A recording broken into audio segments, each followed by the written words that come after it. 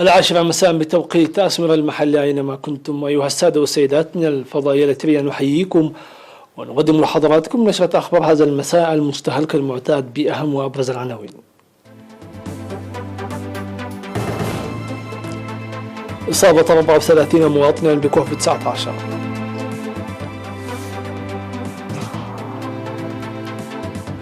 إرساء خط مياه جديد في مدينة كرم.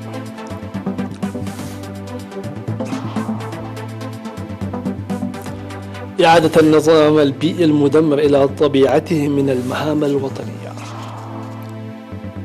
57 قتيلا بينهم 7 أطفال في هجمات بالكونغو الديمقراطية. مقاتلات روسية تعترض طائرة استطلاع أمريكية. غابات الأمازون تتآكل بشكل غير مسبوق. أهلا بكم من التفاصيل.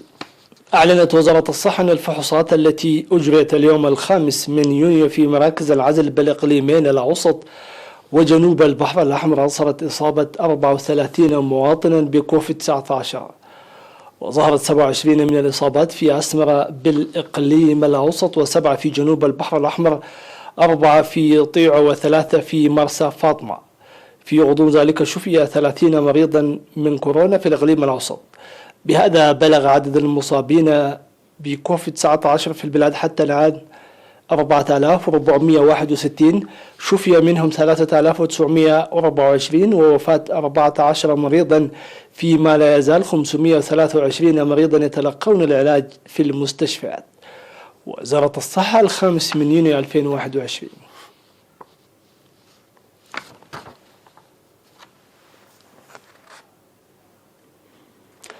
دشنت في الأول من يونيو بمدينة كرن المرحلة الأولى من خط المياه الصالح الذي ينفذه مشروع الدهالو بتكلفة أكثر من 14 مليون نقفة لتخفيف مشكلة مياه مدينة كرن. يشمل المشروع المنفذ بتنسيق إدارة الإقليم وخبراء مشروع الدهالو وأعضاء قوات الدفاع والسكان، يشمل مدء أنابيب المياه بطول أكثر من 22 كيلومتر و4 خزانات مياه سعة 3000 برميل ماء ومضخات وغيرها. وقال مسؤول مشروع مياه الدهالو السيد شيشاي التسفاي إكمال العمل الذي بدأ في شهر يونيو 2020 بفعالية تعكس قدرة العمل المحلية، مشيدا بصفة خاصة بأعضاء قوات الدفاع لمساهمتهم الكبيرة. وتضمنت المرحلة الأولى مشروع مياه مدينة كرن ضخ المياه من دهاريت إلى الخزانات المقامة في فرط زمن ثم توزيعها للمدينة، وقد بدأ تقديم الخدمات لإرساء البنية التحتية اللازمة. من جانبه أوضح مسؤول مياه مدينة كرن السيد أبراهي قرماتيون أن مدينة كرن تتمدد وتتوسع سكانيا، وسيسهم مد خطوط المياه في تخفيف مشكلة السكان وعملهم. وتم حاليا إدخال عدادات المياه لأكثر من 300 منزل في مناطق لم تكن توجد فيها خطوط مياه من قبل، وأن عملية إدخال العدادات متواصلة. وأشاد بمشاركة السكان لإنجاز المشروع داعيا لترشيد استهلاك المياه.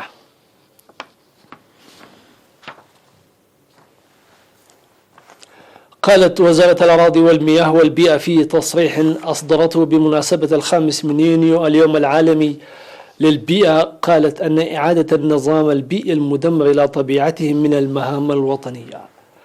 وأوضح التصريح أن النظام البيئي الحيوي شهد الدمار نتيجة الاستخدام السيء للإنسان لأخذ احتياجاته ومتطلباته كمصدر للموارد دون الاعتبار للبيئة كونها أساس الحياة.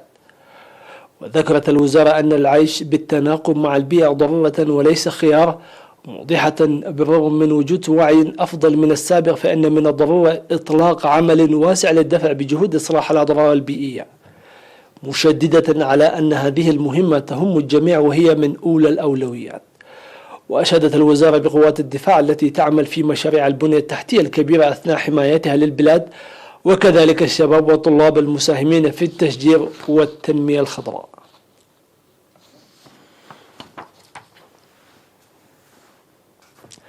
ذكرت جمعية المكفوفين أن أعمال المرضية قد نفذت لضمان حقوق ومصالح المكفوفين وتقيير النظرة تجاه المكفوفين.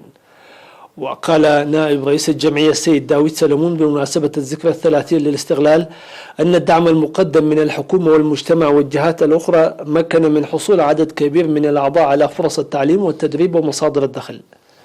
وذكر عن حصول حوالي 250 من المكفوفين على فرصة التعليم العام الماضي في مدرسة الرهباتة نتيجة أنشطة التوعية لإرسال أولياء الأمور أبنائهم المكفوفين لتلقي التعليم. ويعمل المكفوفين الحاصلين على التعليم في وزارة التعليم والعمل والرعاية الاجتماعية والعدل والإعلام ومؤسسات أخرى. وأوضح أن 48 من المكفوفين الحاصلين على التعليم العالي قدمت لهم دورات تدريبية في الكمبيوتر للاستفادة من التقنية الحديثة وتوزيع كتب القراءة بنظام بريل مجانا للمكفوفين الدارسين في المرحلة الثانوية، وفتح الفرص لهم في مكتبة أسمر التقنية والدراسة في كلية إعداد المعلمين. وأشار المسؤول إلى منح المكفوفين في الأقاليم الذين فاتتهم فرص التعليم فرصة محو الأمية وتعليم القراءة. وذكر تقديم الدورات التدريبية في الغزل والموسيقى وتربية الدواجن والأبقار ومهن أخرى وتقديم الدعم لهم لإيجاد مصدر الدخل. وتأسست جمعية المكفوفين في شهر سبتمبر 1996 ولها حاليا 3000 عضو.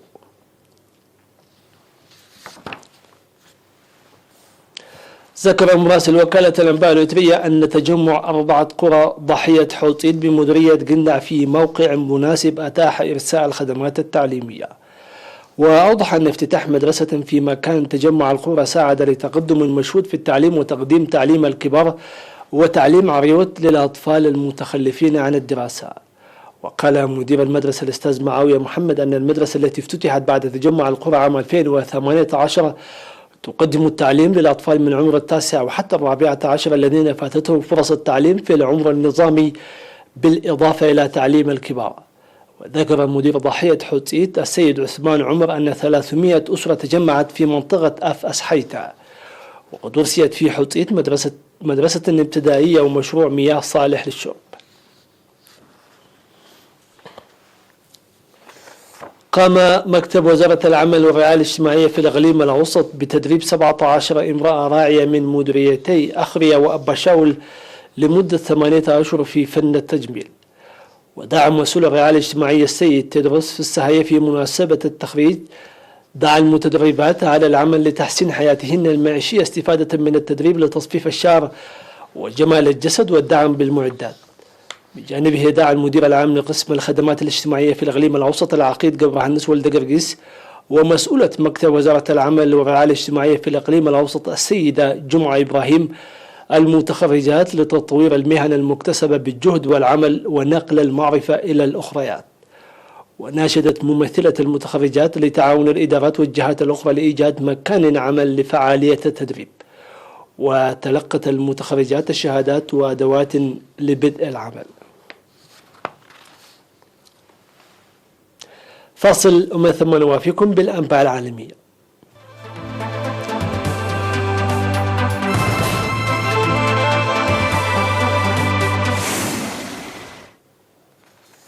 أهلا بكم من جديد. قالت الأمم المتحدة أن هجمات نفذتها القوات الديمقراطية المتحالفة في شمال شرق جمهورية الكونغو الديمقراطية خلفت 57 قتيلا بينهم 7 أطفال وريبة عن استيائها من العنف ضد القرى ومخيمات النازحين.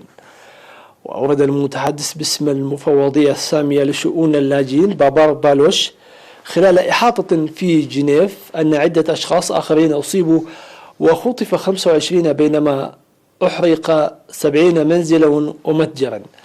وأحرق سكانها أحياء في بعض الأحياء ونسبت الهجمات إلى القوات الديمقراطية المتحالفة.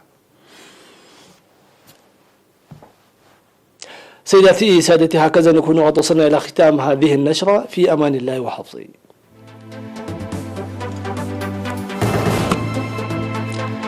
إعلان من وزارة الصحة.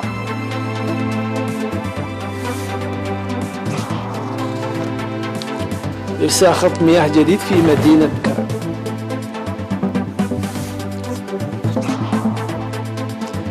إعادة النظام البيئي المدمر إلى طبيعته من المهام الوطنية. 57 قتيلا في هجمات بالكونغو الديمقراطية.